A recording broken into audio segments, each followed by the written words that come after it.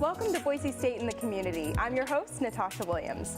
Now here at Boise State in the Community, we're not just a television show and we're not just a class, we're a service learning class. And as part of our service learning, we get to bring on esteemed guests from Boise State to talk about their work here in Boise and of course outside of Boise State. Now, my guest today has spent lots of time researching refugees here in Boise, and he's changing the way that we're looking at teaching UF 200. Additionally, he's also spent years at Washington State Penitentiary. Please join me in welcoming Professor Greg Heinzman. Thank you. Professor Heinzman, how are you today? Doing all right. Excellent. Now, so that our audience doesn't think that we're bringing on a felon, of course, tell me about the time that you spent working for Washington State Penitentiary. Yeah, so it was the first job I had out of college. I was trying to find something. I was bartending, and my mom was working with the media technology program at the Washington State Penitentiary, and on a video. And so she said, "Hey, Greg, the director of this thing needs an assistant. Why don't you apply for it?" I didn't know anything about media technology. I applied for it and then eventually got hired on as a GED teacher. And so I taught GED on the regular school floor and then also taught in solitary confinement, going door to door to inmates and giving them books and helping them out with passing their GED tests. So kind of tell me about what that was like. I mean, working especially with people in solitary confinement, oftentimes, you know, you're the only person they see. Talk to me about that. Yeah, so solitary confinement isn't exactly like you would see on movies. It's not like somebody in a box. It's just single-man cells that are about 6 by 9, and there's a whole tier of them. So they do get some contact, but I'm the only one that will stay and kind of talk to them for a while.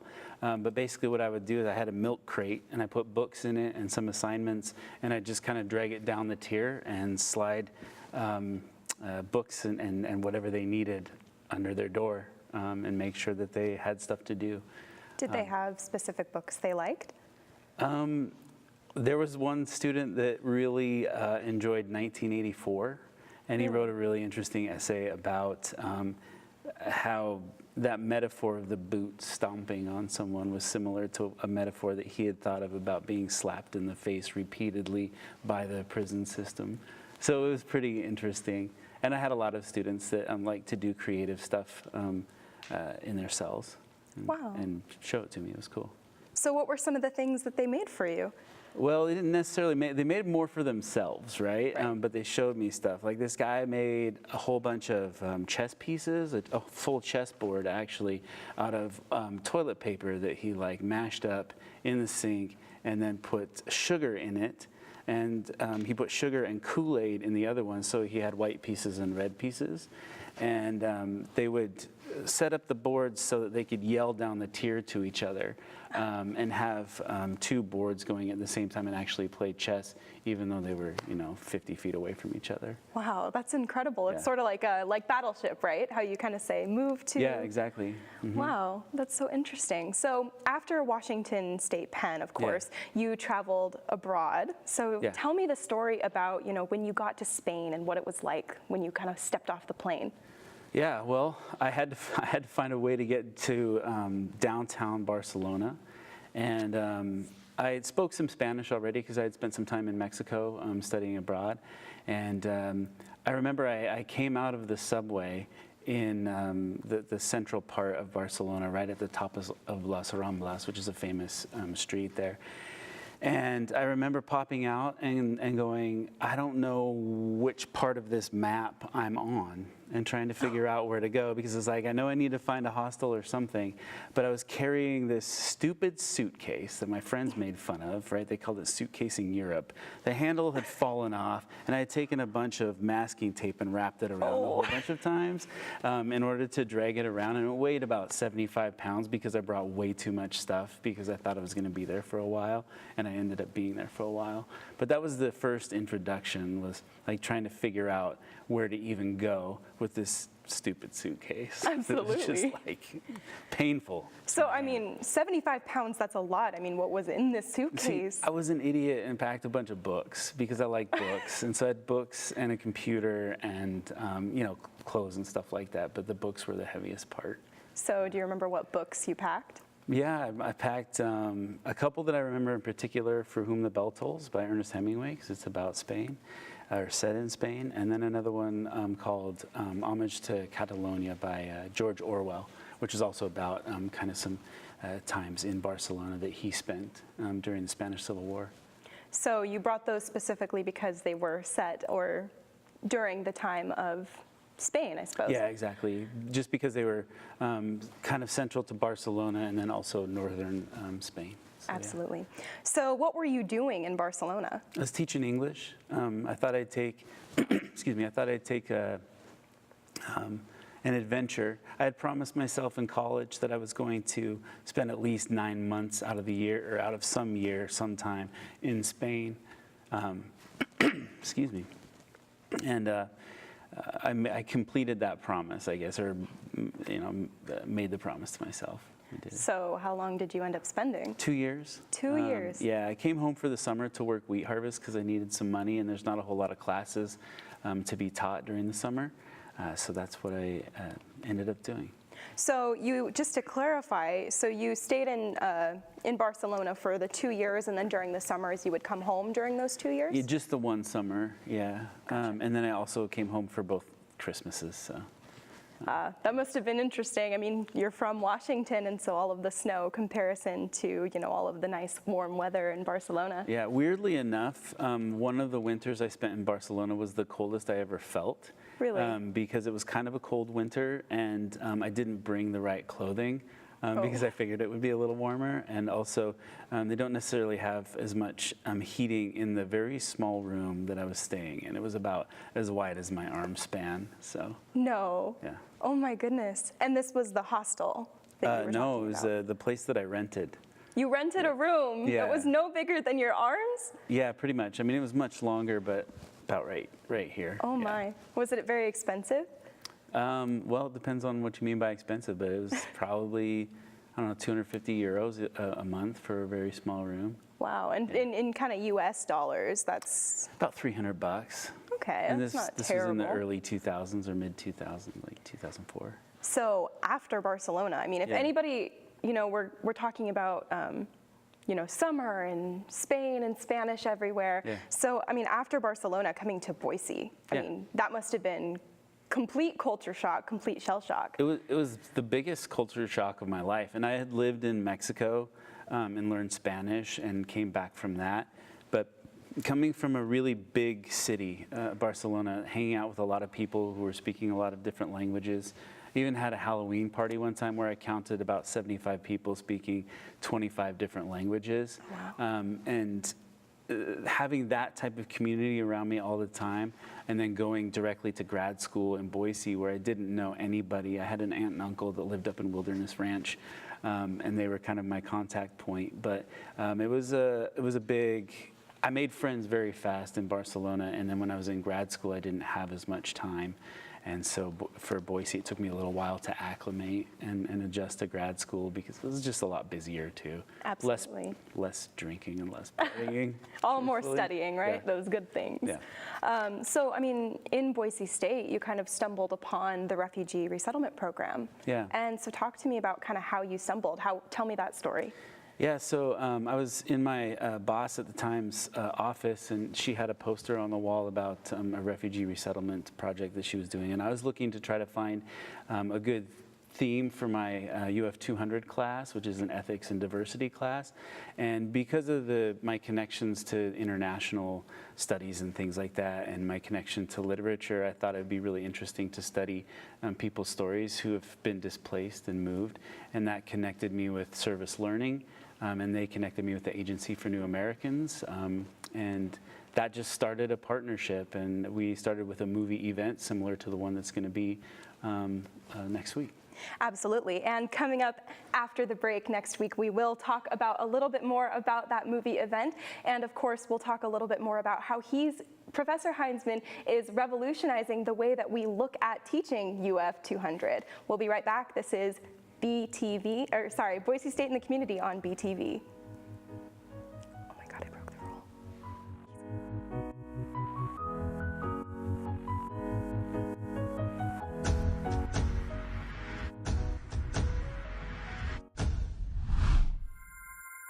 Looking at the big blue sky, thinking where the youth and I will ever fall in love. I know for me, there'll be so.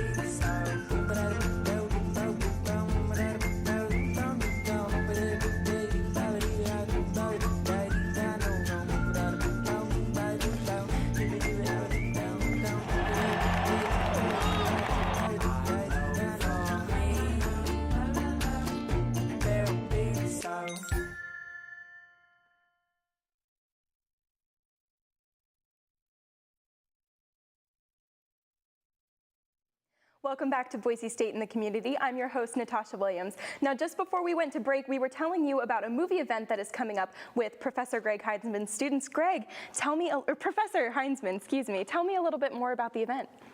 Yeah, so it's an event on March 7th, 7 o'clock. Doors open at 6:30, and my students do some advocacy work and then also sell some tickets to try to get people to come. It's a movie about refugees arriving in a small town in Sicily and how they interact with the people who live there. Absolutely, and your students, of course, learning lots about that in your UF 200 class. Now, talk to me a little bit about using documentary in your class to kind of teach them and document exactly how they've learned throughout the semester. Yeah, so we have a project. The Civic Engagement Project concludes with what I like to call UF 200 Film Festival, and so we have 6 teams in the class, and they each produce a 3 to 4 minute documentary where they're just kind of documenting their story of doing the project. So it's not like they have to do a whole bunch of research or anything. They just document what they've done and then show it to the class, and we have a conversation about the projects that were done. And they're usually projects that are related to donation drives, like trying to gather up a whole bunch of school supplies or something for recently resettled refugees and their kids. Exactly. So why is it so important that your students, really interact with and go out into the community with these refugees and learning about, refugee resettlement? Why is that so important? Well, the class is about ethics and diversity, and so I think one of the things that's really important in diversity is being able to see other people as your own, seeing a community there. And if you can see somebody who has come from another country, who maybe has a different color skin, who has uses a different language than you do, has different customs, and if you can bond with them in some way and see the humanity in people, then you can really see the importance of diversity and working with different people. Also, students who are looking for jobs, right, are going to be out in the community, and if they have, if they're well versed in interacting with refugees, we've got a large refugee population here in Boise. Right. And you know, this is kind of different, I think, from the way when I took UF 200, and different from the way I've seen UF 200 taught before the ethics and diversity. Our final project in my UF 200 class was to write a children's novel, or a children's book, excuse me. Yeah. Yes, it's interesting. And so to me, I think it's really fascinating that you're really encouraging that hands-on directly with this specific group. Yeah, I think it's really necessary, especially with the new theme of know, do, become. And I like that we spent some time learning theory and then moved into the doing part, which is the civic engagement. And I think people really latch on to the theory and understand things better if they're applying it directly. And so that's why I do the civic engagement. And then hopefully as a result, they'll become different people and act differently and have a different understanding of the world as a result of doing those actions. Absolutely. And you know, some of your students may come in with different perspectives on refugees and things along those lines. I mean, there is kind of that negative connotation. So what do you say to people who believe that there is a negative connotation with refugee populations? Well, we start by looking at the facts. There's a lot of correspondence, at least in media, sometimes between refugees and terrorists. And there just really isn't much of a connection other than the fact that the refugees are usually fleeing the very terrorists that we're talking about. And there's a number of articles that have been done about people who have come through the refugee resettlement program. There have been about 3.3 million people come through the refugee resettlement program since the Refugee Act of 1980. And there have been no deaths in the United States as a result of a terrorist attack by a refugee. There has been, you know, some crimes committed and things, as people will do. But it's the most highly vetted program for entrance into the United States. And so trying to clear those things up and show, you know, are refugees the danger that some media outlets say they are, and trying to dispel that myth. Absolutely. And, you know, teaching your students kind of to look at the facts first. Exactly. Yep. So talk to me a little bit about, I mean, you know, changing this perception. Yeah. Talk to me a little bit about kind of what goes into, because I think that a lot of people often are unwilling to kind of look at facts that kind of disagree with them. And so how do you kind of get them to realize something that's different from maybe what they already believe? Well, we have conversations about it in class, and try to ask questions that will get people to question their own beliefs. And it comes from different perspectives too. I'm not in there trying to convince a whole bunch of people that everybody has to be supportive of refugee resettlement program. But I think it's important to get people to look at their own code of ethics, what they believe. And most people believe treating other people the way they want to be treated is a very important thing. And so I have people look at their own code of ethics and then apply it to an actual situation that they may not have thought about before. And so that has a lot of people thinking more deeply about how to treat people that they might see as different from them at first. Absolutely. And thinking about treating people who they might see as different, I mean, how many different kinds of, you know, refugees, if you will, different people from different places do you see coming through this refugee resettlement program? Well, there's, I mean, from many, many different countries, and it kind of depends on what's going on in the world.